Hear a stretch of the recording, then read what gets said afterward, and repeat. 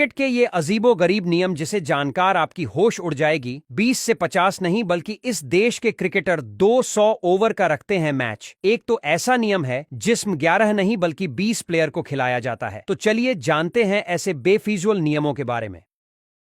Number 1, मैनकेडिंग नियम। Cricket का सबसे विवादास्पद नियम है। इसका नाम भारतीय गेंदबाज वीनू माकंड के नाम पर रखा गया है। इस नियम के हिसाब से डिलीवरी करते समय अगर गेंदबाज देखता है कि नॉन स्ट्राइकर बल्लेबाज ने क्रीज छोड़ दी है तो वह नॉन स्ट्राइकर एंड पर बेल्स मार सकता है, यानी कि बॉल से विकेट उखाड़ सकता है। जैसा कि गैर स्ट्राइकर क्रीज से बाहर है तो यह तकनीकी रूप से रन आउट करार दिया जाता है। नंबर 2, कैप नियम। गेंद को अपनी हथेलियां में पकड़ने से पहले किसी भी फील्डर की टोपी या कपड़े को नहीं छू सकते। क्रिकेट में हाथों के अलावा किसी भी तरह की सतह को जमीन के रूप में माना जाता है। इसके अलावा अगर कोई गेंद फील्डर के कपड़ों को या फिर कैप को छूती है और दूसरे फील्डर द्वारा पकड़ी जाती है तब भी इसे नॉट आउट माना जाता है। इसके अलावा अगर फील्डर किसी गेंद को किसी वस्तु या फिर कैप की मदद से रोकने की कोशिश करता है तो अंपायर बल्लेबाजी पक्ष को 5 पेनल्टी रन देता है। नंबर 3, ऑब्जेक्ट हीटिंग नियम। दोस्तों, यदि गेंद एक स्पाइडर कैमरा या स्टेडियम की छत से टकराती है तो एक निश्चित शॉट होने के बावजूद भी गेंद को मृत घोषित कर दिया जाता है। ऑस्ट्रेलिया के स्टेडियम में यदि गेंद स्टेडियम की इंडोर छत से टकराती है और एक फील्डर द्वारा पकड़ी जाती है तो इसे नॉट आउट करार दिया जाता है। नंबर 4, 3 मिनट नियम। दोस्तों, किसी भी बल्लेबाज को पिच पर दिखने के लिए 180 सेकंड यानी कि 3 मिनट का समय दिया जाता है और अगर कोई भी बल्लेबाज